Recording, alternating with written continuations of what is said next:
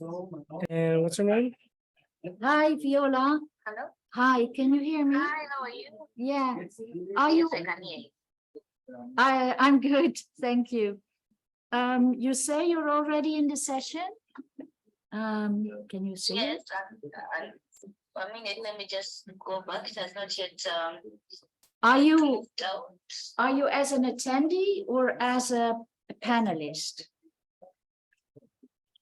I gotten it as an attendee was among the speakers. Yeah. Yeah, I'm not seeing her at all. Is she in the No, right we're session? not seeing you at all. Are you in the right session? So when I open the session, there's lobby, sessions, itinerary, speakers, and people. Mm-hmm. Yeah, I don't know these things, but we have a tech So person. are here. you in the lobby or are you in the actual session? I was waiting for the sessions to start. Okay, the session has started. So if you go into your itinerary, Itinerary. Mhm. Yes. all right, and then there should be a big blue bubble that says, "Do you dare to rethink urban wash infrastructure investment?" Let me just try to get that. Sure. I got to sorry. You're fine. Because I'm at work, so I've just gotten some space. So Yep, it's okay. yeah, so I get to itinerary. Uh-huh. And then there should be a, Day 5. yep, day 5. Yeah, day 5. Well, that's the preliminary station. Yep, and then you, and then under day 5, you should see, "Do you dare to rethink urban wash infrastructure investment?" Maybe Sure. because I'm not seeing it in the itinerary, I can only access it through the stations. Yeah. Yeah, look under sessions. That makes sense. Can you search for it in your sessions then? Yeah, the stations. Give me a minute. That minute. I should be able to get it. Mm-hmm. And the stations. A minute. Yes. A minute. Mm-hmm. Rethinking infrastructure development. Just give me a minute. Yep, you're fine. Yeah.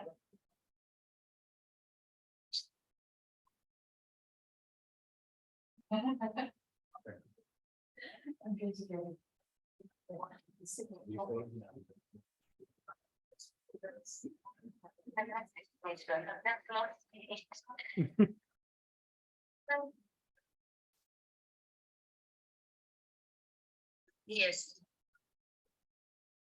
I've got it. All right. Joining in. Okay. Joining in you want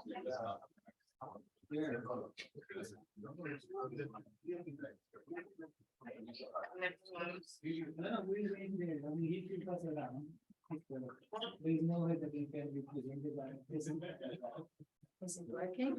log in. It's logging in. Okay.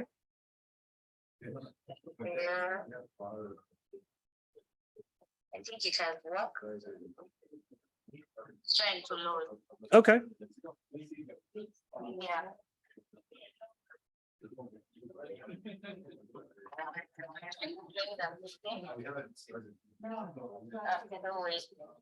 Still waiting. Okay. Yeah, I've joined. You've joined. Okay, I see you. Yeah. All right, so you should see a pop-up that's asking you to get promoted to a panelist. If you accept that, then we can get you all set up. Okay, thank you. Yeah, not a problem. So once you get back inside the meeting, you can unmute yourself and you can share your video. Okay. All right, and yep. Yeah, not a problem. So So look here. presentation and then Okay. Got it. So the presentation comes first before the virtual presenter. Okay. Well, 29, I will introduce the speakers, but then first there's a small debate in the audience, and then it goes, then at 9 o'clock. it goes back. Okay. Cool. So Viola goes on screen around 9 o'clock. Got it. Okay, we'll be here. Thank you. Not a problem.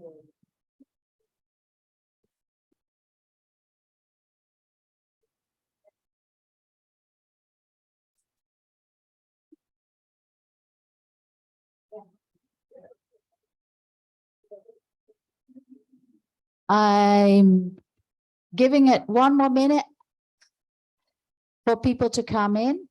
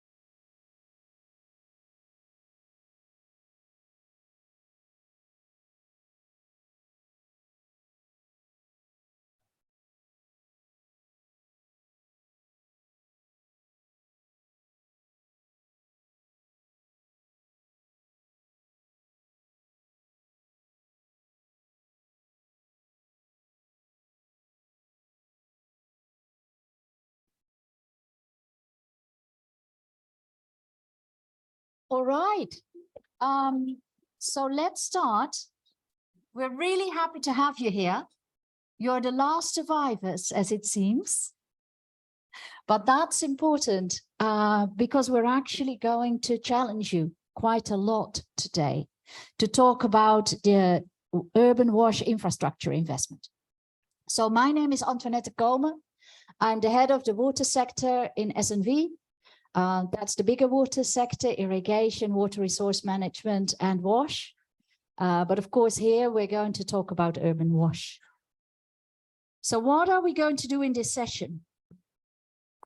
We're going to have a small introduction, and then we're first going to challenge you guys on, we're going to have a small introduction on the issues in urban wash infrastructure investment. And then we're going to challenge you to reflect on the causes. And we have an expert panel of 5 people, somebody from a city, somebody from the national level, somebody from university, somebody from an NGO, and somebody from a USAID program, to then reflect back to you what you are telling us about those causes.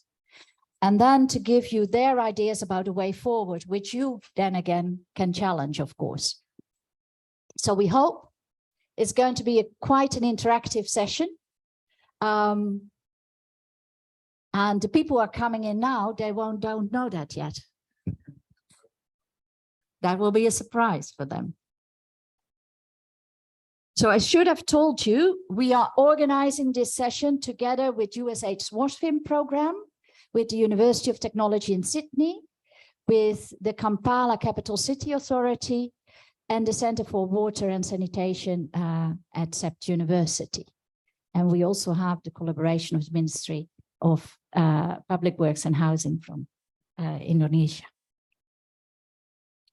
So what's wrong? Why do we need to rethink urban infrastructure investment? What's wrong with it? Well, first, of course, there's a huge deficit in investment, right? We've all talking about how many billions are needed for urban infrastructure investment. The World Bank says 114 per year, and that money isn't there. So the first thing that's wrong is that in many places there's insufficient money and there's insufficient investment. The second thing that we talk a lot about is that cycle of build and neglect, that infrastructure is built and they're not well cared for. Maybe that's a bit of a simplification because ultimately we don't want that infrastructure just to be cared for. We also want that infrastructure to deliver services. So let's say the other gap is sustaining services.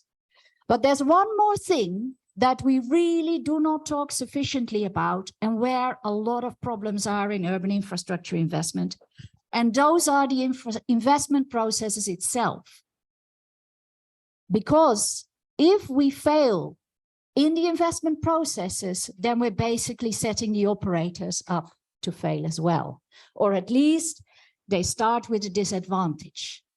And I don't think we talk enough about that. So how do I know this is a problem? There's abandoned infrastructure. This is a fecal sludge treatment plant in Benin. I've seen more dysfunctional abandoned fecal sludge treatment plants than functional ones.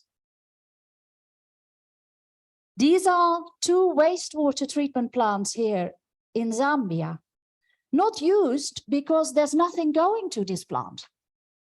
We've invested in the treatment, but we haven't invested in getting the service chain up. On the other side, there's a material recovery facility for solid waste in Ho Chi Minh City.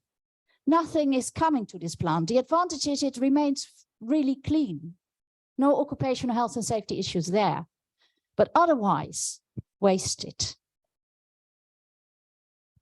This is a public toilet in Indonesia.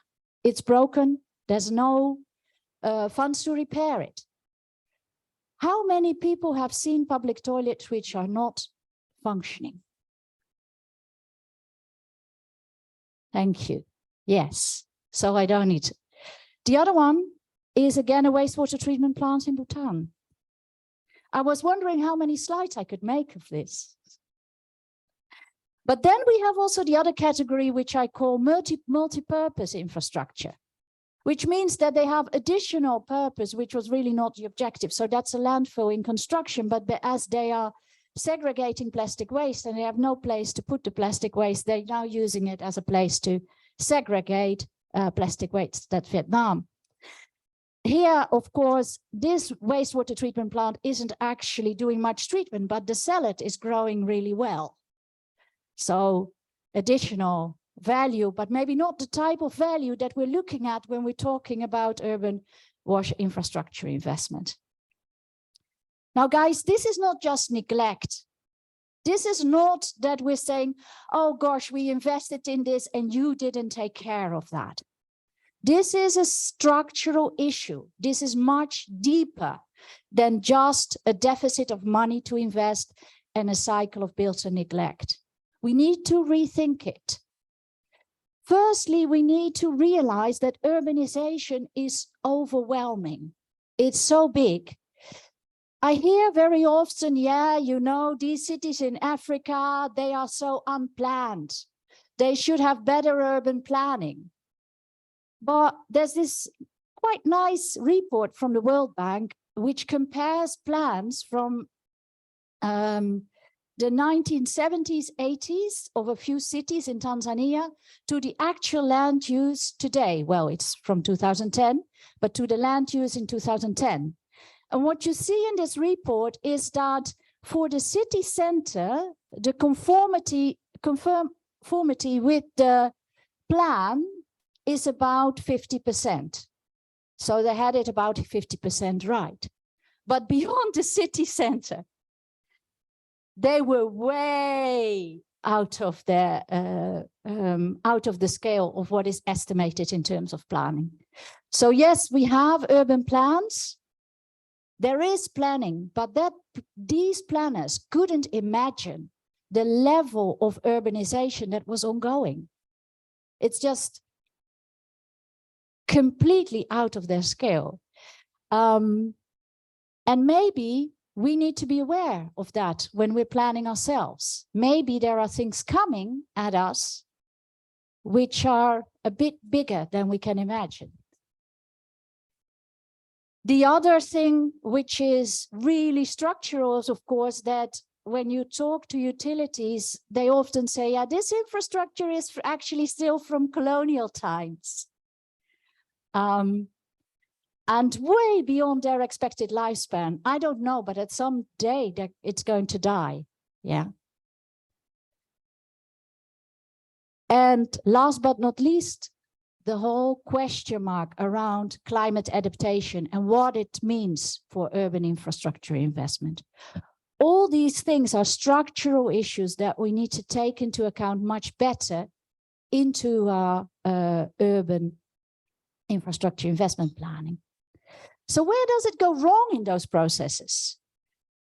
If you think about the processes, it's organized in different ways by different entities. If you ask a Ministry of Works, they have a certain process. If you ask the World Bank, they have another process. If you ask a city, they will have another process. But very often they have something like needs, like planning and prioritization of infrastructure. They have technical appraisal and financial requirements. They identified financing sources, procurement and contracting, construction, handover to asset owners, selection and agreement with operators, operations, of course, etc., etc., etc. So in that process, there's many steps, both in terms of planning, of safeguarding, of community engagement, of municipal engagement, of design, where there are issues that go wrong. Like what kind of issues? First of all, needs are overwhelming. It's not always needs that are well understood or consulted. We find countries where there is a standard design which goes to a range of cities irrespective of their size. Master plans, as I said, they're outdated. Sometimes master plans are not funded, so them going to the drawer. Or cities just try to find their way to deal with this and implement in bits and pieces. Or cities think that they have the first phase of a master plan and that the second phase will come, but that second phase never came. Or we have so much spending pressure because we need to deplete that we pay lip service to all the safeguarding measures. I think that is what I'm seeing most in infrastructure investment processes. We have all these good intentions, but when it comes to actually acting upon it, it's often a tick the box exercise. I also mentioned already the standard designs without considering specifics and or climate risks in that specific city. Very optimistic financial viability where you tweak the internal rate of return in order to make it viable.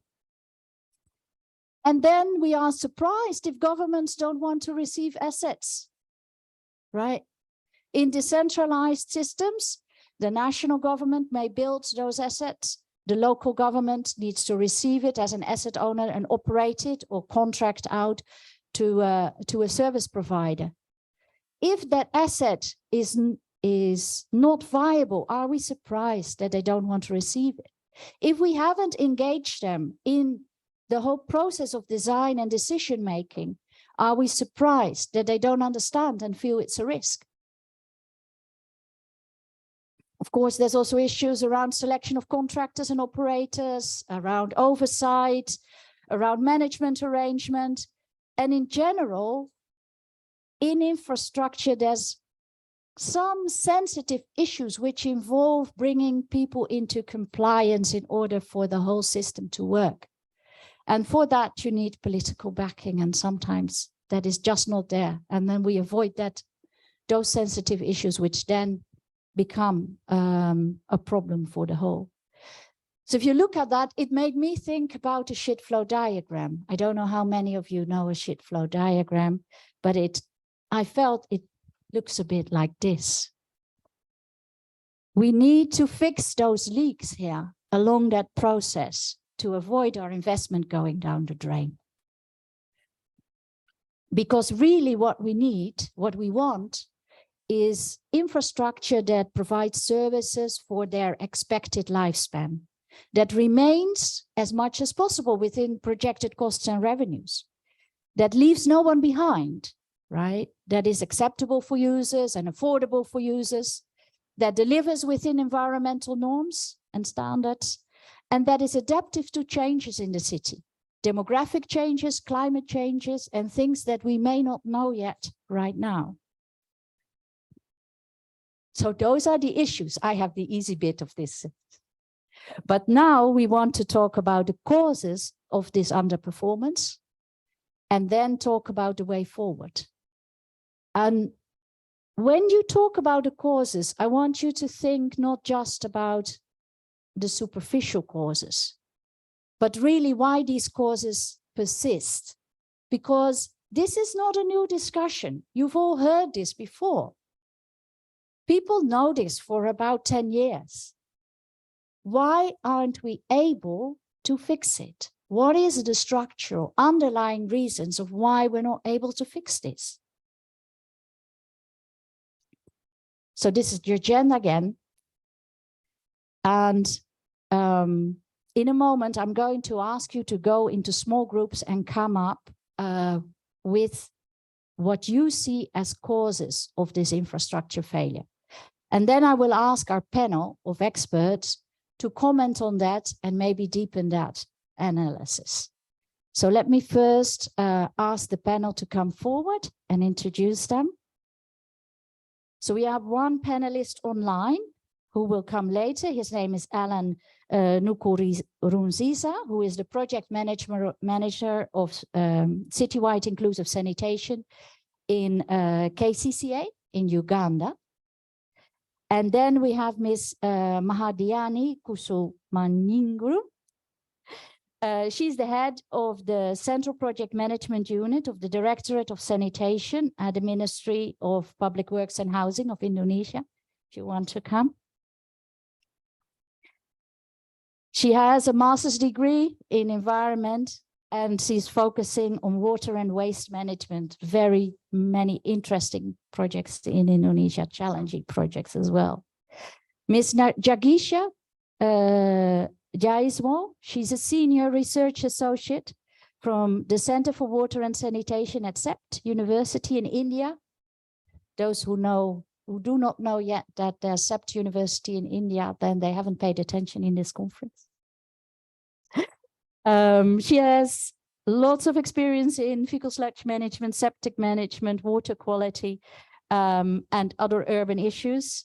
And she coordinates activities at state and division level for Swachh Bharat in Maharashtra. Stephen Senna, please, Senior Technical Advisor for USAID WashFin 2, 20 years of experience in TA and project management in finance and delivery of basic services, SME, enterprise development, and he worked in Asia, Africa, and the Americas with a range of organizations, USAID, World Bank, and others. And my colleague Rajiv Munakami, who is standing in for my colleague from Bangladesh who couldn't be here.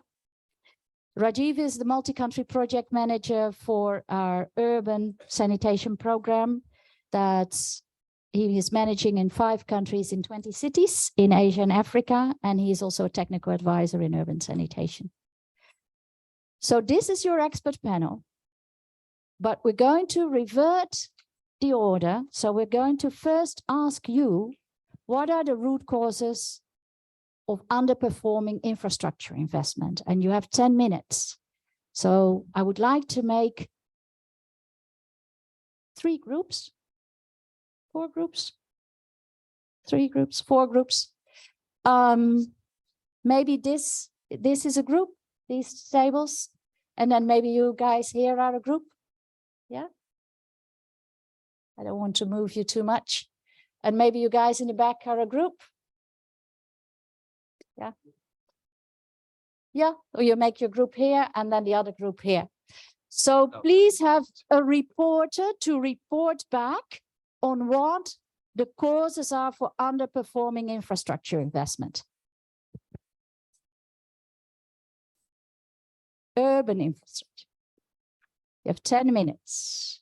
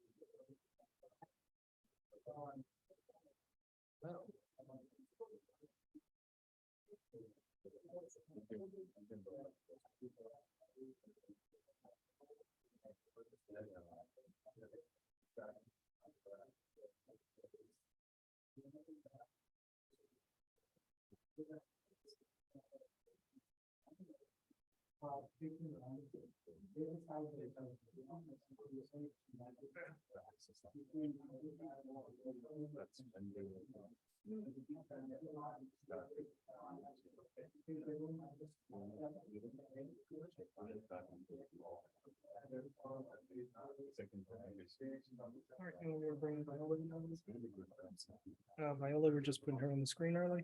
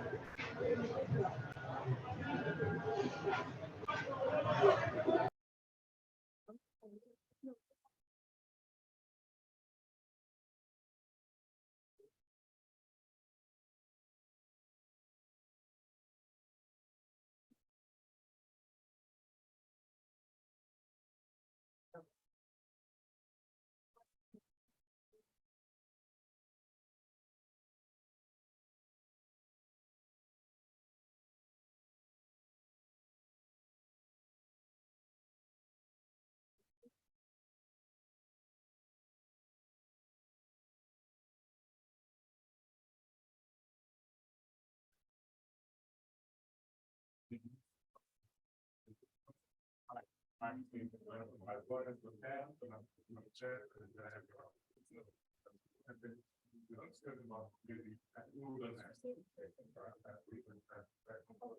about courses and not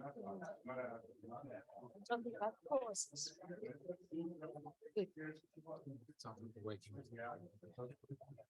Guys, I'm hoping you're talking about courses, not. Good, good.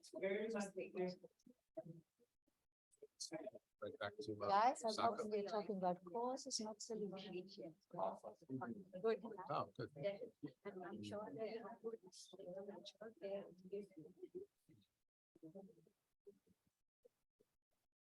Guys, you're thinking about courses, not solutions. Right? Okay, let's see. Disappearing, yeah. That's nice. Yeah.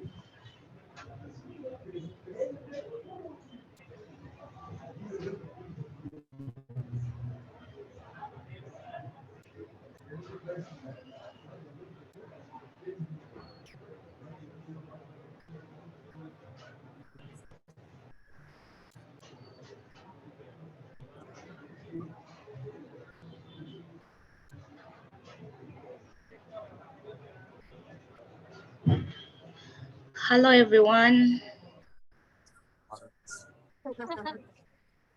Hello, can you hear me?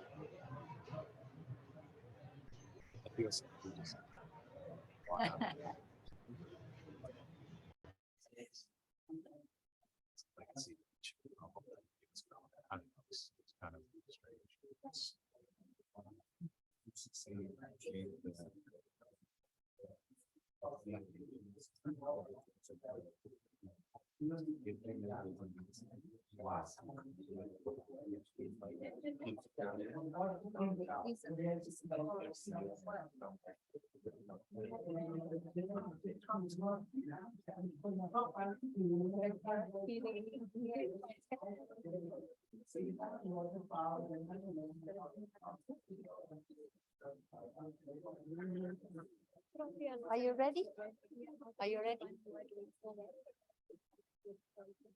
Are you ready? Yeah.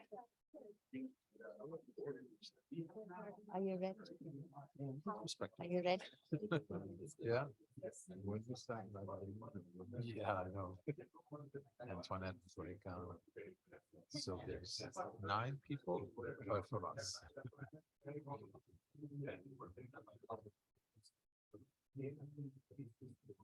Are you ready?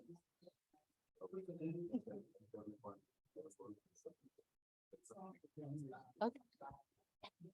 And you have a report. Wonderful. So if we're all ready, then I would like to ask the first group, please, to report back. Who is the first group? Who considers themselves the first group? Here.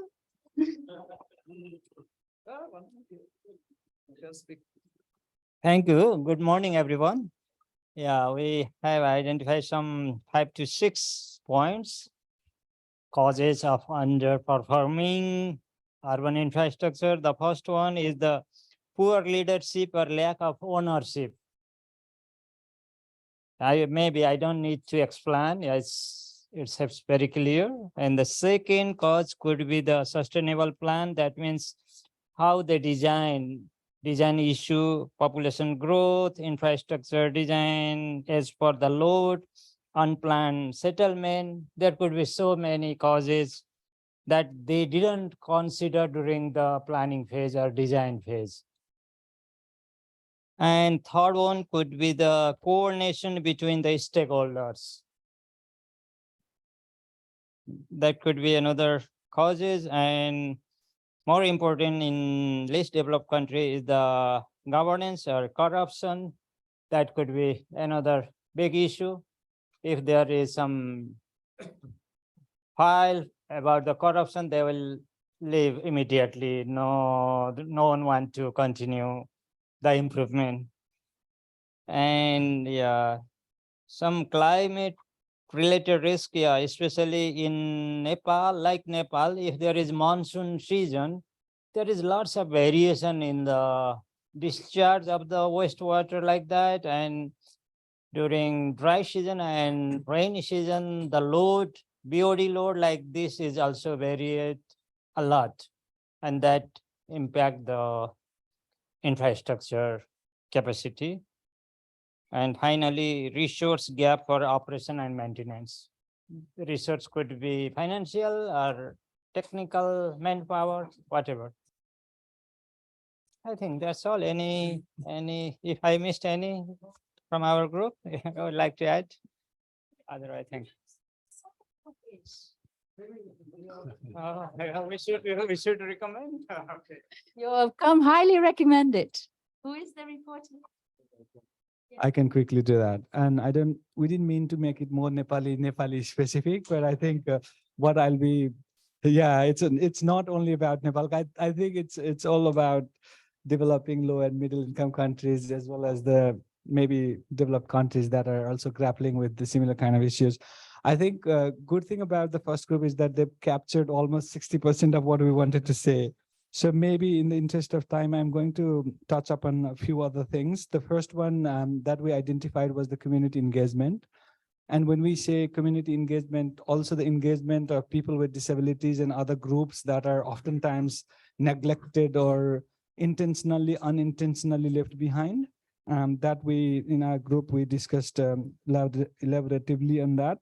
The other point was around the participatory planning and the engagement of different stakeholders in the designing of schemes is quite important, and oftentimes it's missed out.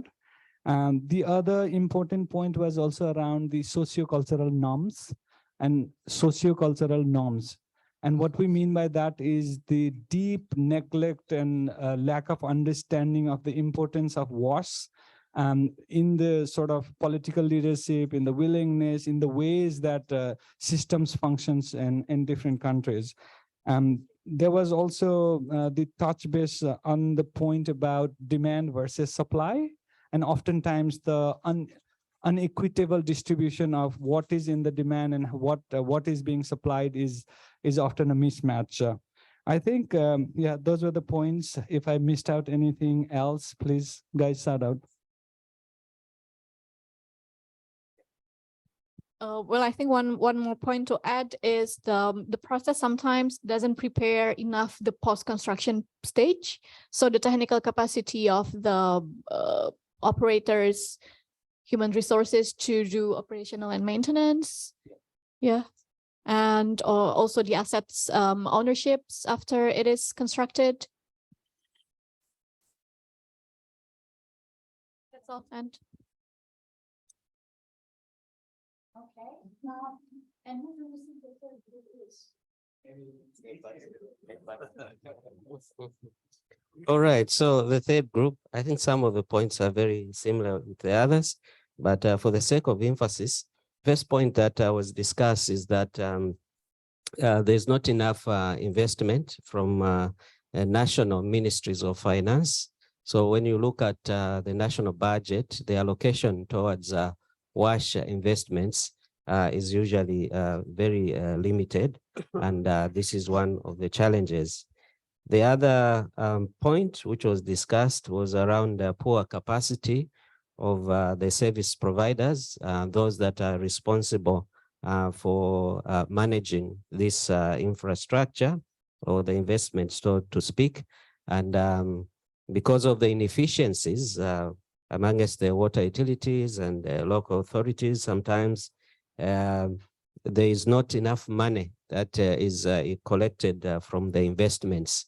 And this affects both the ability to operate and maintain the infrastructure well as it affects the ability to reinvest into a new infrastructure.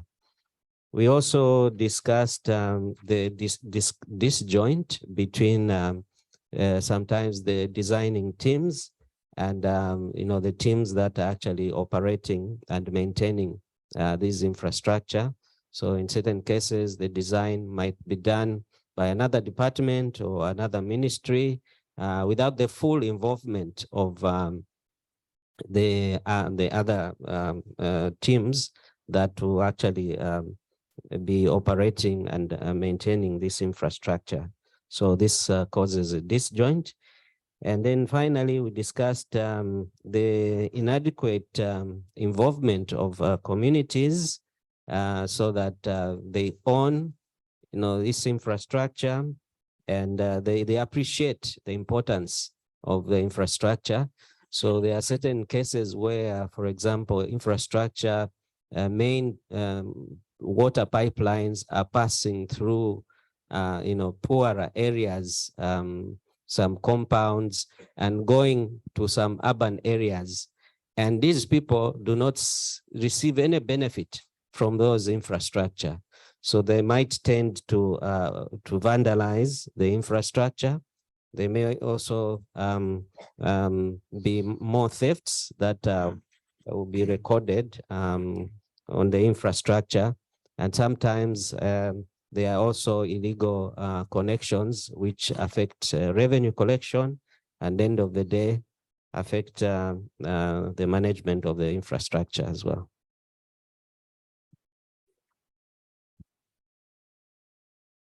Please, Tim, if I've left out anything. Yeah.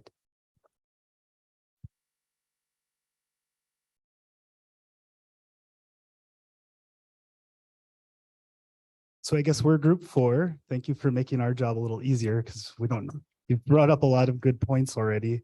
I won't repeat what you've already written down. We had a good discussion, touched on many of the same things. I'll just say that, largely what we came up with is that political prioritization of infrastructure seemed to be the common thread between all of the different things that we were talking about. Especially zooming out, not just in terms of low and middle income countries, but even high income countries where infrastructure is also not prioritized the way that it should be. Looking at large projects and looking at a project-based mentality for infrastructure, not understanding at the political level or even at the community level that these projects need both support for O&M to run, but there is obsolescence of the infrastructure, and that eventually this will need to be replaced. And that's not going to be able to be replaced just by tariffs alone. It's not just a one-time application to a community in order to cover their needs, but instead, this is supposed to cover a growing need of a population. And like you rightly said in your presentation, urbanization is an unstoppable force. And so this is much, much larger than just, these individual projects. So it's really that political prioritization, planning, using data, and without the prioritization, you don't have the systems around it. So even once you get the infrastructure, it's unlikely to succeed. Thank you.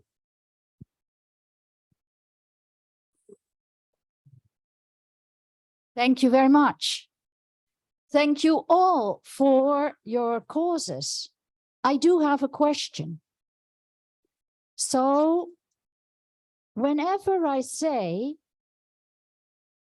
let's say, there is poor coordination between stakeholders, then if I come from outside, then my thinking would be, okay, so the solution is that we have coordination between stakeholders.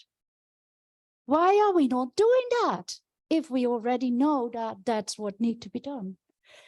if we say, I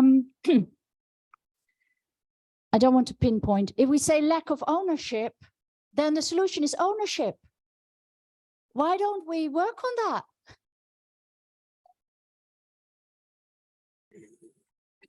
If we say the process doesn't prepare for the post-construction phase, then if we know that the solution here would be preparing for the post-construction phase, why are we not doing that?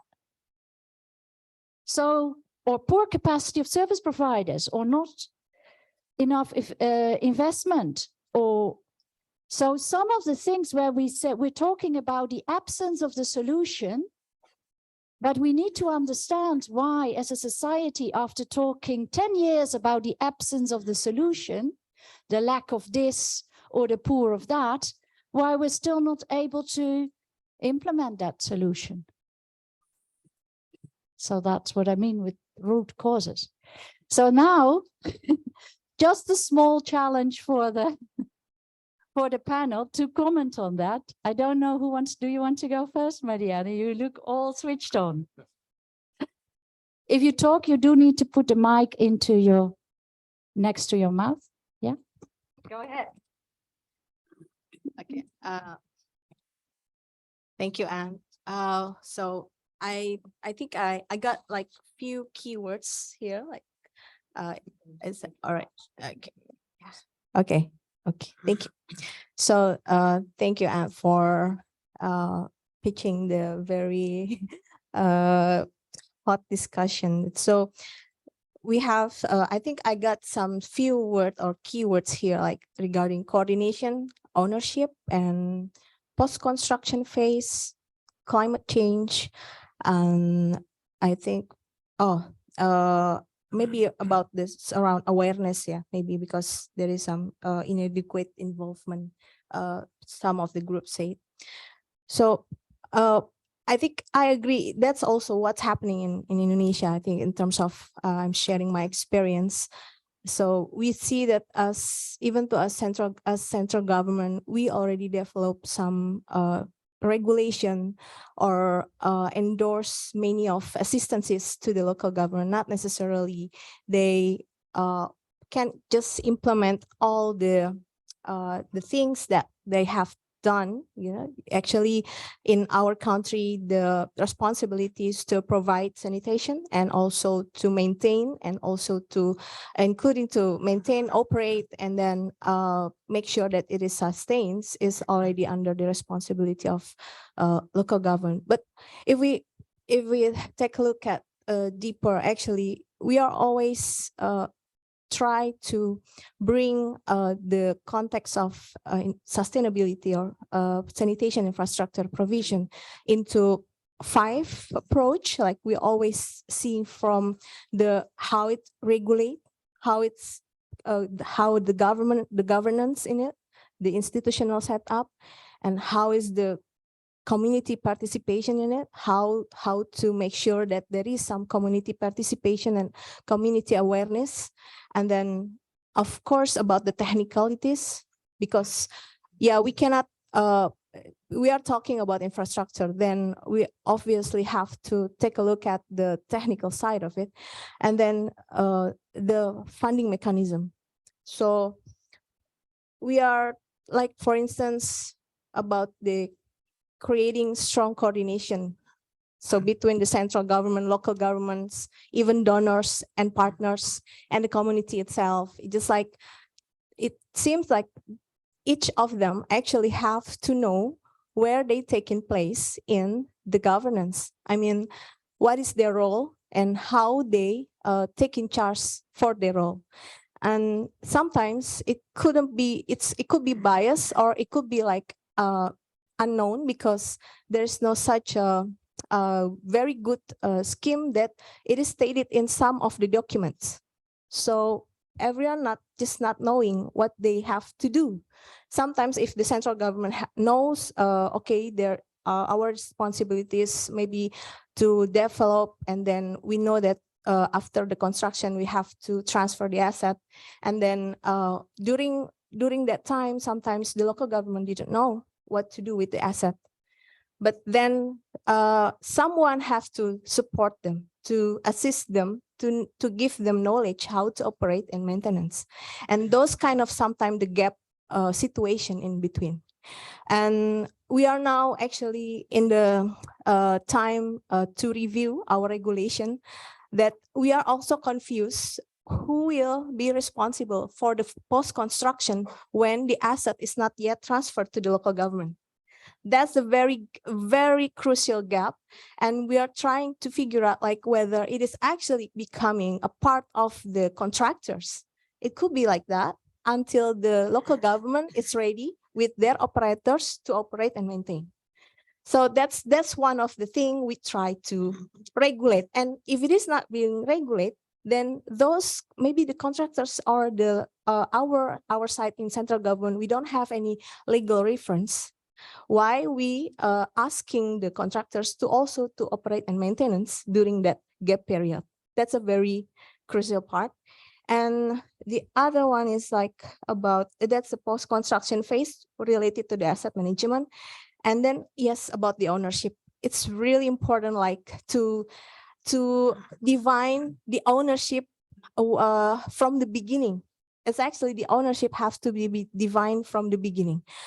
We have a problem with the community-based project. The community-based project means the asset is owned by the community. So the local government cannot in charge to do the operational and maintenance. That's a very crucial part. That's why we have like thousands of community-based project, and maybe around 30% of it still there. The 70% of it like the one that you show in the pictures. And then, okay, we just realized that even there's no such a law or national regulation that can help with that situation. So what we do now is like, okay, we still like in the process to figuring out actually what to do with the abandoned community-based project, because many of them, okay, usually using shared toilets, but then after the they found that it is more comfortable to have it by themselves, so they no longer use the toilets, the shared toilet. They prefer to build by their in their home, and then after that we are also confused. So we are now trying to figuring out whether we could do something in technicalities, changing maybe we can still using the treatment plant under the community-based or shared toilet, and or we are trying to giving some like give responsibilities for the local government to provide like the budget to operate and maintenance. So I think that's how we're thinking. Oh, thank you very much. Do you want to go second? Sure. Yes, please. Yeah. To reflect on the causes that we've given. Yep. Just very briefly. Yeah. Yeah. Stay. Yeah, sure. No, what I took away is just looking at this long list, and there was a lot of overlap. We actually did this sort of the same exercise amongst ourselves and came up with a very similar list prior. So, but what I was struck by is that I only see one in all of this that could have a technical solution, meaning like an engineering solution, and that would be climate risk, right? Which of course requires planning and all the other things to get that technical solution. But everything else on this list is all kind of soft, governance oriented, institutional,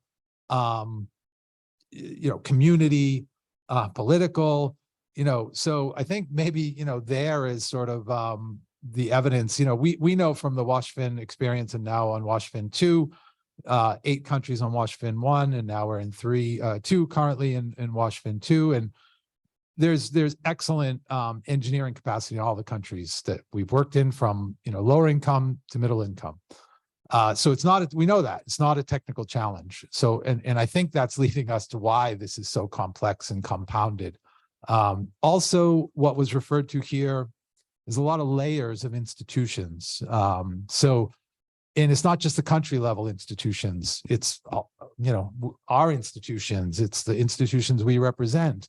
It's the supranational or the international institutions, and all of those institutions have a lot of influence over what I want to speak to Antoinette's, sort of closing question, like why is this still happening? Like why we know not to do these things and we know what to do instead. And why do things move too quickly when they should slow down? And I think it comes from sort of this, all the incentives that are bundled together, and it's like this cascade of incentives that sometimes are aligned, but not nearly often enough. And I think what happens is that's where we get bogged down, because yeah, we know we should be working with you, but who we report to is saying we need to move quicker, so that will just slow us down and we can't do that. But why? So it's like, so what's the driver here? Why can we not slow down? Right? Why are we throwing good money after bad instead of just slowing down? Okay, maybe we don't spend all the money, but maybe we contribute in a way that somebody else can spend a little more money and we get out of this cycle. So anyway, that's just some reflection. Okay, yeah, let's close. Yeah, I think most of the causes are already been shared. And I also think like, let's say especially in the water sector, this planning, information management and decision making, these are still primarily top-down, technocratic, or kind of linear. And there's a disconnect between technical and social surveys being done by two different teams, several teams. So there's very less participation of prospective users in the entire process. But I think one major issue, as Stephen also said, is there's a lot of pressure on spending. So when there is pressure on spending, then we start skipping processes. So, I mean, sometimes, okay, you have 2 years project, spend this much. So we know that, as Antoinette also presented the different blocks, we know that we need to get right in all the blocks, but because of the limited time, then we start prioritizing, okay, which one can we skip? So when we start skipping the process steps, then it becomes a real challenge. Going to take the last way, because we're going way over time. All right. Yeah. Okay, considering time, I'll just build upon what is discussed. So one of the major reason which we feel is there's no autonomy, there's limited autonomy to the local governments. Like there's the intergovernmental transfers or even with other fundings which are available, there's always a scope which is defined and advice to the local governments, so they do not have their own stand, and where we always talk about ownership of infrastructure which is being created, because quite a lot of infrastructure investments come from the intergovernmental transfers which they are investing in.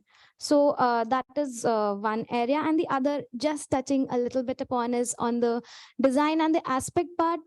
One biggest concern is none of them consider land availability.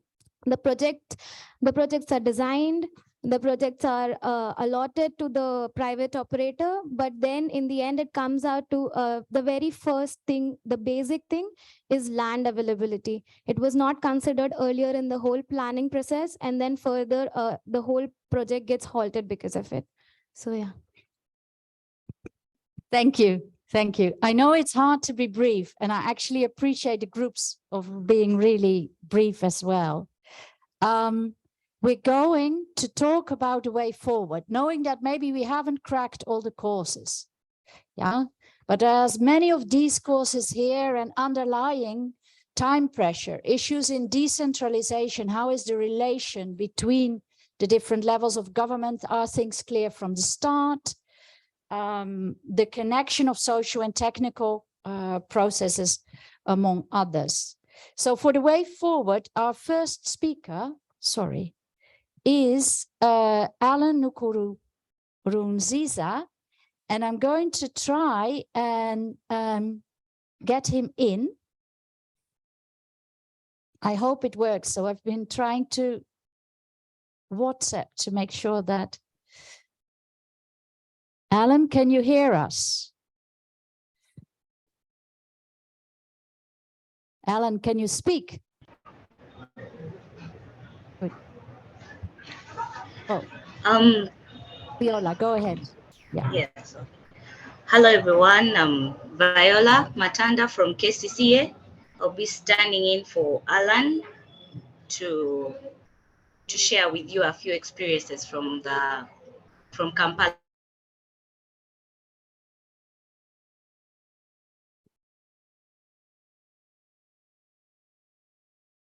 No, she's not.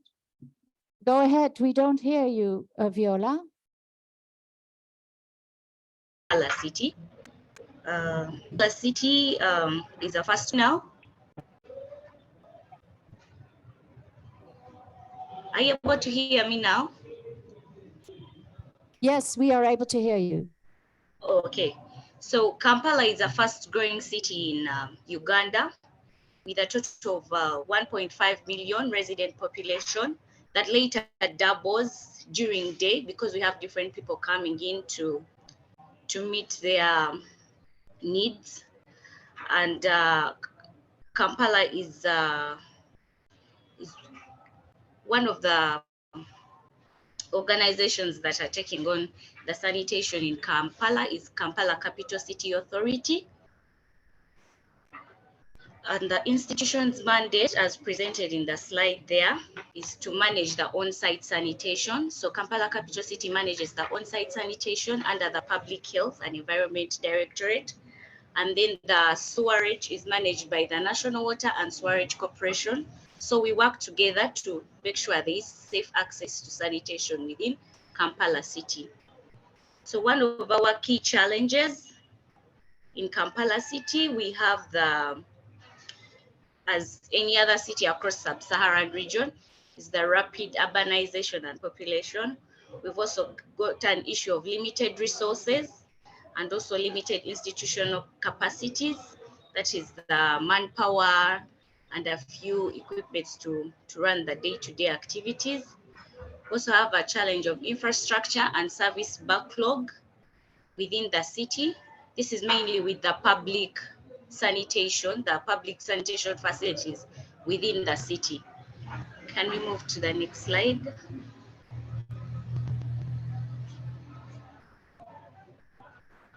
So with these challenges that we are facing within Kampala City, as I had already told you, we have the issue of rapid urbanization.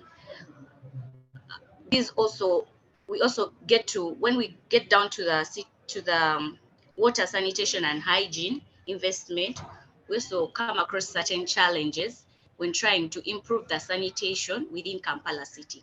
Some of these urban wash infrastructure challenges we are having is the low sewerage coverage. Kampala City is covered, is 10% sewered, and then 90% of it is on-site sanitation. We also have a challenge of the land tenure system within Kampala.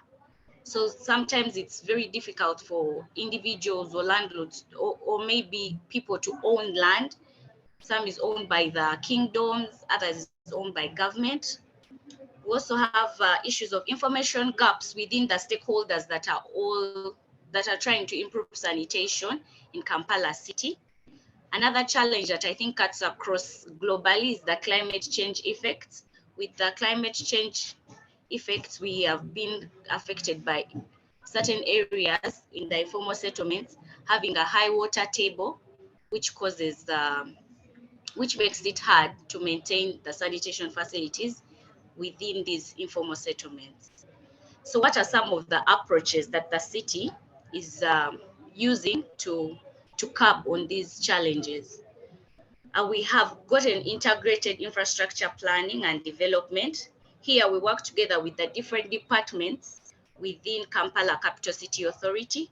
For instance, we have a department in engineering, so we'll work with that to help with the drainage. We're also working with National Water and Sewerage Corporation to make sure that there's safe collection, safe transportation, and safe treatment of the fecal sludge management. The other issue we are looking at is promoting community engagement, that is participatory planning. So within this component, we have a holistic engagement of people, from the user to the emptier, the person who is responsible for emptying the facility, to the treatment plant. Everyone is engaged during the planning process in the city, for the city. We also have institutional governance, policies and regulations, capacity development. As an institution, we've been able to come up with certain policies and also regulations. For example, we have the fecal sludge management ordinance that was passed in 2020, whereby this ordinance helps to regulate fecal sludge from the containment bit to the treatment bit. So we also have the Public Health Act, and we also work with the Ministry of Health with the different health acts in implementation of some of the activities. Next slide, please. So what some of the recommendations, or let me call it way forward, as we are trying to have as we're trying to rethink the infrastructure within Kampala, we hope to have capacity building of all stakeholders. And the stakeholder, we are not just looking at the investors or the implementers, but we are looking right from the user, right from the beneficiary of this service, sanitation. That is a person as low as a tenant, to a landlord, to a policymaker, to build their capacity in everything. Even the consultants that are brought on board to be actors in the sanitation or infrastructure development of Kampala. We've come up with a few courses in partnership with the Citywide Inclusive Sanitation and Makerere University. Pardon? Could you wrap up, please? Okay, let me just wrap up. And also the other issues we are trying to work on, or the way forward, is addressing the climate change impacts. That is how the designs of toilets are coming up in those waterlogged areas, just like you can see in that picture. That toilet is constructed in a waterlogged area. So we construct toilets that suit those areas, continued monitoring and evaluation, and also increasing access to finance and sanitation in the infrastructure. As KCCA, we've also managed through government to get to lobby and have cesspool trucks available to the city, and we managed to get 5 of them. So basically, there is a lot more going on, but because of time, I think we shall keep sharing as the session is going on. Thank you very much, Viola. And thank you for coming in spite all the difficulties. Can I have an applause for her? Thank you. So I would now like to ask Ibu Ani Mahadiani to reflect on the way forward. Do you want to do it here? Thank you. Just here? Yeah, okay. Yeah. Thank you, Anne. So maybe there's several things like reflecting to our discussion. The first is like for especially Indonesia context, or maybe very another country context as well, that the local government or the city government has to be like the leadership in this case. I mean, in terms of integration, they have the overall information about planning, the overall access about planning, and how to actually delivering the services, and then the funding mechanism. The city government or the local government has the access about it. So that's why it is also important, like, to separating actually between the regulatory institution in the local government itself and the operator. So it cannot be combined between the institutional or the agencies or the technical agencies also to operate. So it has to be like separated between the operator and the regulator under the local government or city level itself. And it is also related to the asset, and then to the related to the governance in under the local government, to make sure the not only the probability of multi-source of funding, because if the operator also have to think about it, think about how to maintain, how to operate, and how to get the fund, it will be like just not work at all. So it has to be separated. And then we are also talking about the mitigation and adaptation regarding climate change. It is like a very it's also emerged. I mean, like there's no one fit solution for all, and then it's also it will always be like changing through time. So what we can do is like actually we are applying a proper technologies or approach that best that fit for now. I mean, it's better to, yeah, as like many discussion in this event, I mean, like it's better to have a intervention rather than not at all. But it is also showing that in terms of sanitation infrastructure, we cannot just like fix into one approach. So like I think about the approach with the citywide inclusive sanitation right now, it's could be like a great solution. And then regarding maybe the last one is actually we have to seek out the probabilities to actually integrate it, the sanitation services with the water services, because it is related. We use the water, and we have to actually taking care about the effluent, the source of the waste itself. It's actually based on the water usage.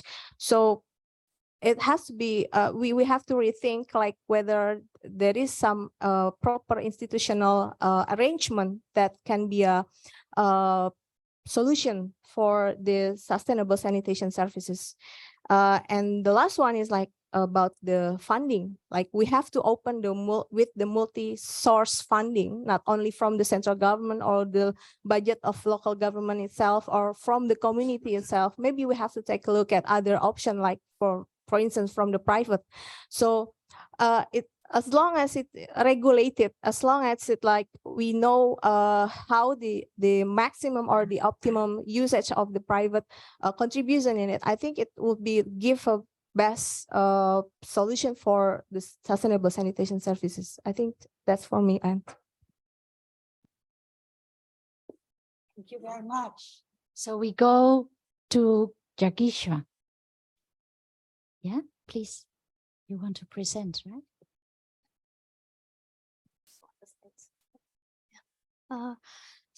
Thank you. Building upon Annie, I think Annie just gave me the right end statement to work on, like not just focus on single source of investments, but to, go ahead and explore innovative financing mechanisms. So what I'll take it as a way forward is to focus more on innovative and blended finance in the wash sector.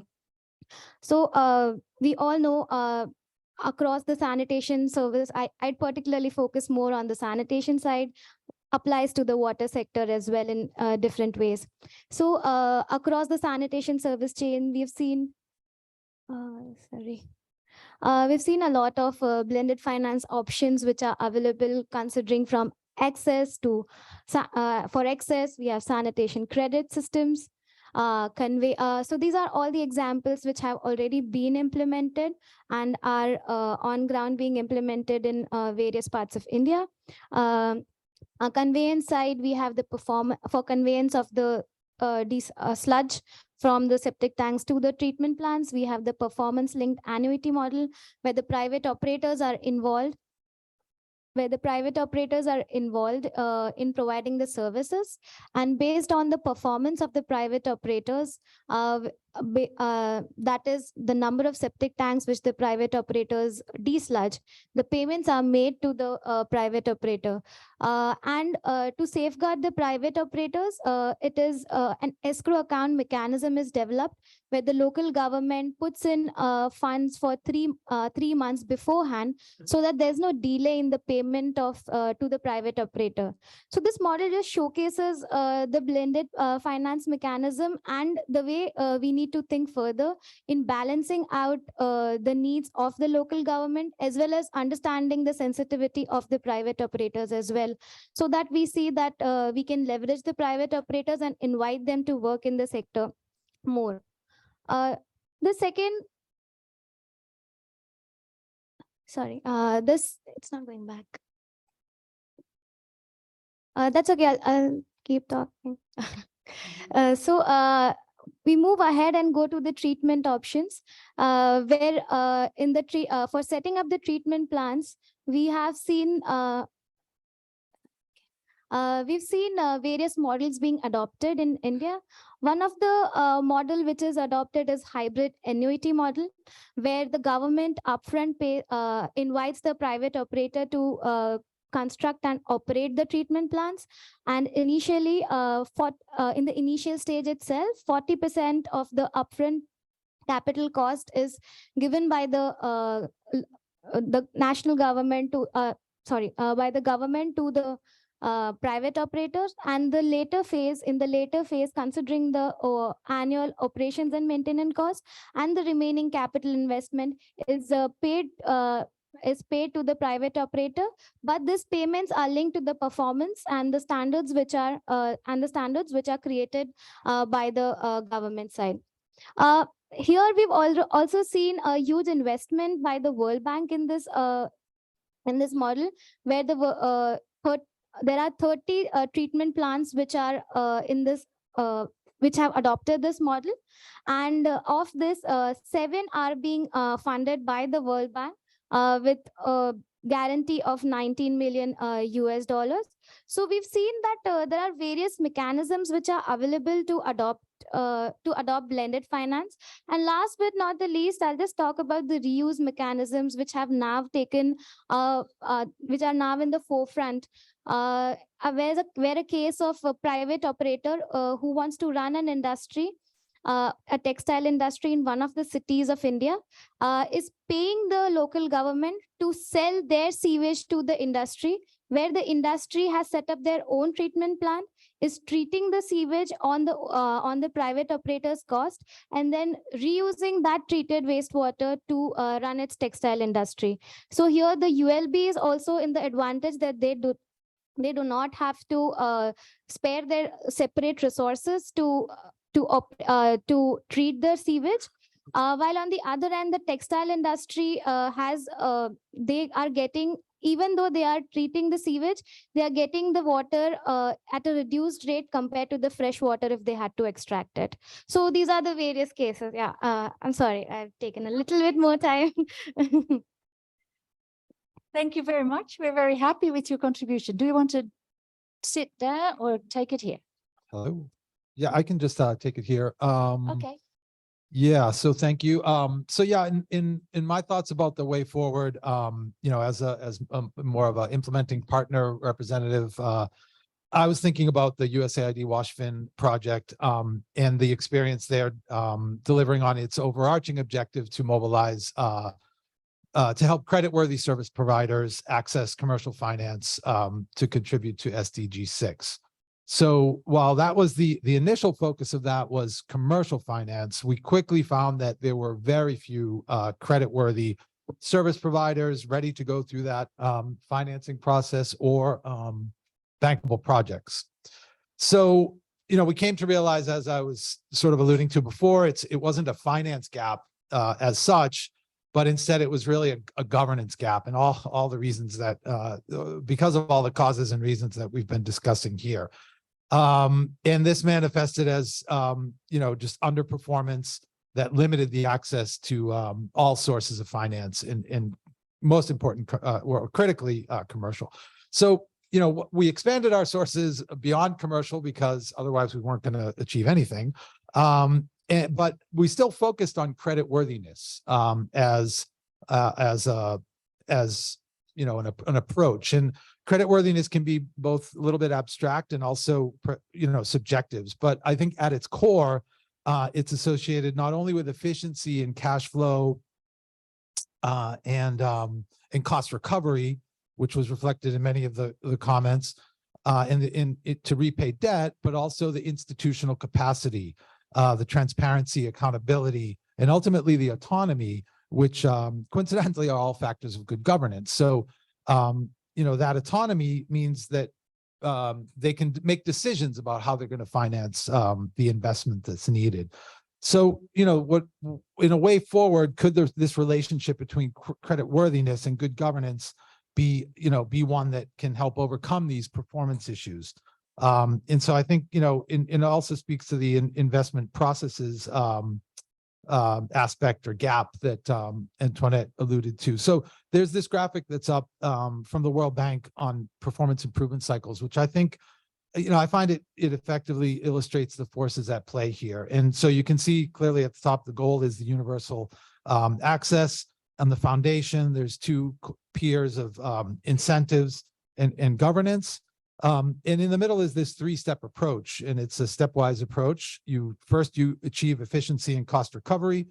If you're able to achieve that, or once you achieve that, you can then become credit worthy. You won't be credit worthy. You still have some other things you'll need to do. And once you're credit worthy, you can approach commercial finance sources, which both expands the financing options, but it also has those governance attributes that I mentioned. And that's represented in the feedback loops here. So you see these feedback loops that go back down to those peers.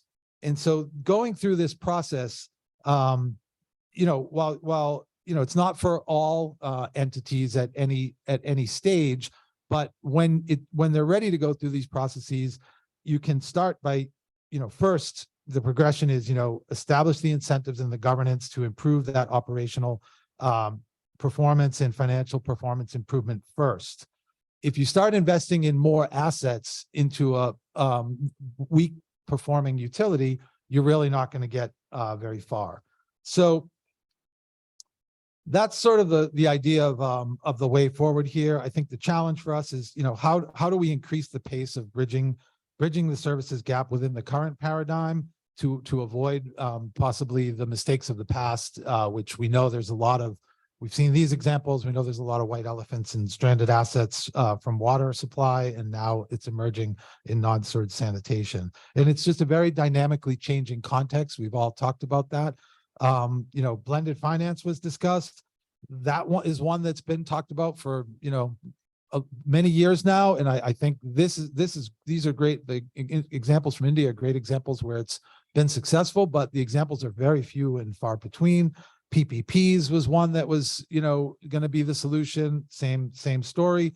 And now we have new things like circular economy and climate finance and net zero. And so we're kind of adding complexity in our solutions to an already very complex sector. So we might need better governance and incentives, better structured governance and more flexible and adaptive incentives so that we can both overcome the performance challenges, but also build within this dynamically changing context with new solutions coming up all the time.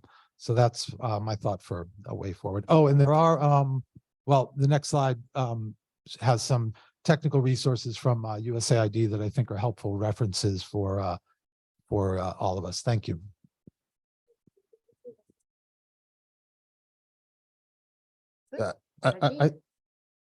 I think, all the infrastructure investments are done with good intention, but still we see a lot of underperformance on all these issues. Like the points we had discussed earlier as well regarding causes and reason. If we look into that, it's more regarding there's a capacity issue, there's a participation issue, coordination issue.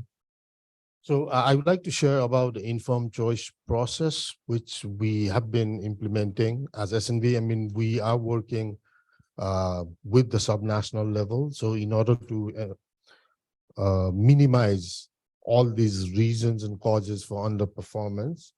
So this model is more like taking a significant joint decision on each of the step. So currently as well, there's a lot of data being collected, but we want to make sure that all the information required for decision making is available, and current, the decision should not be only taken by separate groups, but it should be taken by jointly. Like in different countries, we already have different coordination mechanism at the city level, district level, like in Nepal, Bangladesh. So how can we, instead of forming a new multi-stakeholder platform, I mean, we can work with the same and give the responsibility to the relevant officials within the duty bearer to take the lead. In that process, it will also bring together multiple actors. So it will help to inspire and jointly take decision based on the data collected earlier, which are evidence-based. Then once the data are collected, it will give information not only to particular group, but it's more of a consensus decision. And this process also supports in coordination dialogue platform for clear joint planning and also assessing process. That will also help in demonstrating the possible solutions within the city. So if we look into these steps, currently most of the focus are on step 2 and step 3, because if we discuss with the city, the engineers wants to directly jump into the design and say, okay, what are you bringing in? Then there's other group which is, okay, what are we constructing? Rather than investing a considerable amount of time in terms of joint decision making. So if we can also focus more on creating the evidences and having a joint decision rather than focusing on only construction and design. And we did discuss about the lot of issues on underperformance, operation and maintenance. But if we have the joint decision-making process, there will be the asset ownership issues will also be clear from the start. I will stop here for now. So like 30 seconds. Yeah. Yeah, thank you. But yeah, I didn't want to cut you short, but it's fine. Are there any questions? So we've seen different perspectives. We've seen a city perspective with many interventions at the city.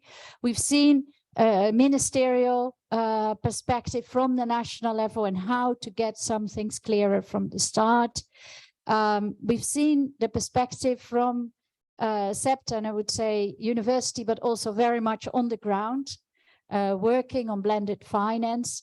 You've been reflecting also on blended finance and the right incentives, right? And this increasing complexity that we're trying to get right.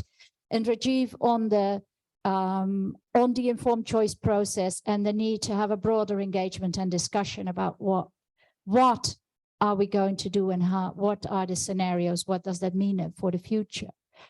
We have like 5 minutes for questions and also suggestions of things that you feel are part of the way forward that have not been mentioned here. Yes. Yes, an observation, always good. All right. My observation is all of the items we listed there happened in this room today.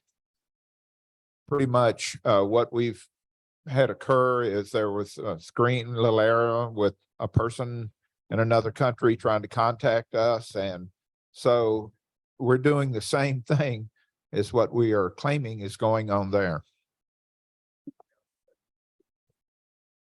Yes, certainly. In terms of coordination and capacity, etc.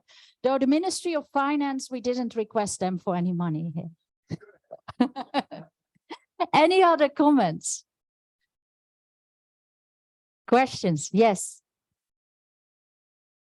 I think I just want to mention that I'm an urban planner, but I'm seeing the need for planning being citywide and being comprehensive to involve all sectors. to want to imagine that you've got a department that sits out there to plan for wash or dead zone without a clear reflection of what the guys in housing and other development aspects of the city are doing is actually a waste of time. And it's what really has been the key or the major problem that the silos that we actually be talking about are very eminent in the planning, in our planning processes. And we need to start getting all this together. Any other comment? Otherwise, I would like you to comment on that, on the integrated planning. No, maybe I actually interesting with the incentive, and then the one that you say that there's no Ministry of Finance we are asking here. Actually, the government is actually we will be very happy to give the incentive as long as there is a commitment and there is some kind of a like some kind of a the output of the incentives itself. So that's why we need to make some kind of shifting from only focusing to develop to creating a demand, not only for the infrastructure itself, but for the economy that going on due to the sanitation services provision. So I think that's what I thought. Yeah, I'll just have one comment on the planning remark, because I cut mine a little bit short, I think, because one of the attributes of commercial finance and going through that process is, by its very nature, you have third parties, external actors that need to be involved. So you're opening yourself up as a utility or a service provider to others. And when those others scrutinize your investment plan, they're not just looking at the technical design, or if it's depending on where it came from, they're looking at it as a third party that's going to put money there at risk. And so they're going to want to know, how does this fit into the plans of the city, things like that. So it's a process that and then it also obviously has to connect to the customers, because they're the ones that are going to pay and repay that debt. So all of that means it should be conducive to, if that hasn't been done and they try to go through that process, as a result of that process, they may have to do that, but be forced to, or they won't go through that process. So anyway, that's just an observation on that. Yeah, I just wanted to share regarding, especially for sanitation. I mean, we don't see any dedicated person or department in most of the cities and in the countries. So it becomes like, I mean, we always have to see where is sanitation landed. So that's the entry point, which itself is difficult. So it becomes real challenge for, if someone is there and he or she will have additional responsibilities, and since the capacity is not there, so it's there will be someone, but I mean, without required capacity in order to take the sanitation issues forward within the city decision-making process as well. I have a feeling we have run out of time.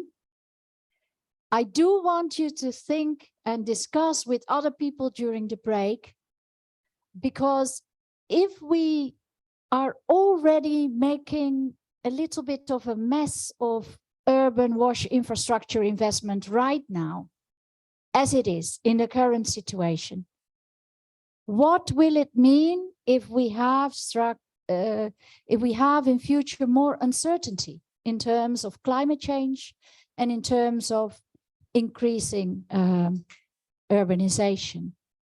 And how can we deal with that?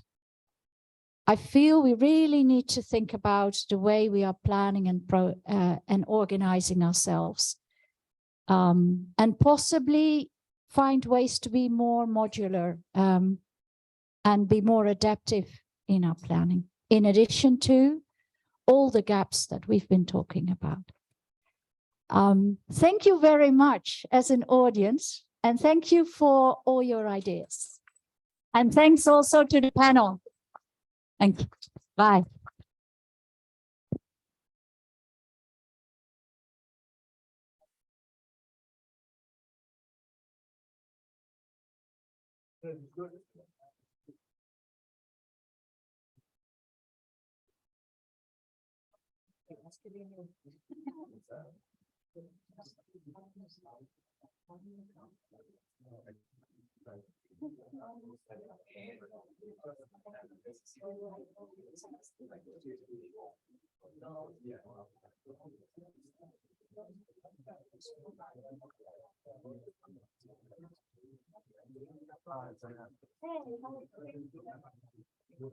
Yes, I know.